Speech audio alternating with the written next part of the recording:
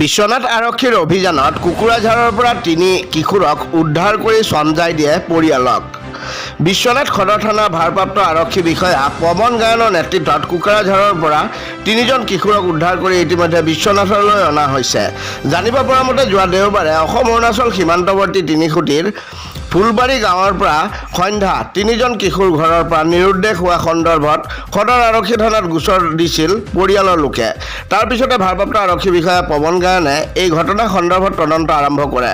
যোৱাকালি সন্ধ্যায় বিশ্বনাথ আৰক্ষীয়ে কিশোৰ 3জন কুকুৰাঝাৰত থকা বুলি সম্বেদ লাভ কৰে। তাৰ পিছতে বিশ্বনাথ সদৰ আৰক্ষী থানাৰ এটা দলে ততাতৈয়াকৈ কুকুৰাঝাৰত উপস্থিত হৈ কিশোৰ কেইজনক উদ্ধাৰ কৰি বিশ্বনাথলৈ লৈ আনে আৰু আজি পুৱা 3 কিশোৰক পৰিয়ালক বিশ্বনাথ চাৰিআলি সদৰ আৰক্ষী থানাত মাতি পৰিয়ালৰ লোকক চঞ্জাই দিয়ে।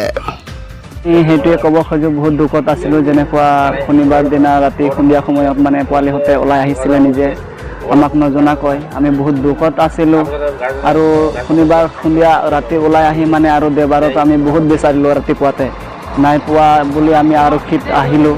ইয়াতে আমি FIR লিখালোঁ, লেখাইখিনি যেনেকুৱা লেখালোঁ সেনেকুৱাই মানে ইতিমধ্যে মানে ভালে পাইছোঁ। কোকৰাঝাৰত ধৰা পৰি মানে কোকৰাঝাৰত থানাত পুলিচ ষ্টেচনত মানে তাতে ধৰি থৈছিলে আৰু তাৰ পৰা কল আহি মানে আমাক জনাইছে এনেকুৱা।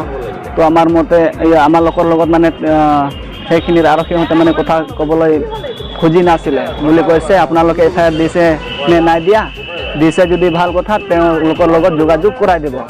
তো মই আহি সন্ধিয়া সময়ত আমি 3জন লগতে আছিলোঁ। 3জন আহি সন্ধিয়া সময়ত আৰু তেওঁলোকৰ লগত মানে নম্বৰ দি মানে তেওঁলোকে কথা পাতি আৰু পিছত মানে উদ্ধাৰ কৰা হৈছে। আৰু সেইটোৱে মানে আমি ক'ব খোজোঁ, যেনেকুৱা আমাৰ ৰিকুৱেষ্টটো মানে পুলিচতে বহুত ভাল মানিছে আৰু আমি পালোঁ পোৱালিহঁতে ভালেই। সেইটোৱে আমি জনাব খোজোঁ, মানে পুলিচক বহুত বহুত ধন্যবাদ দিব খোজোঁ। আৰু এনেকুৱাই মানে পিছত আমাৰ কিবা হয় সেইটোৱে মানে আমি আশা ৰাখিব খোজোঁ, মানে আকৌ এনেকুৱাই আমাক মানে সহায় কৰিব।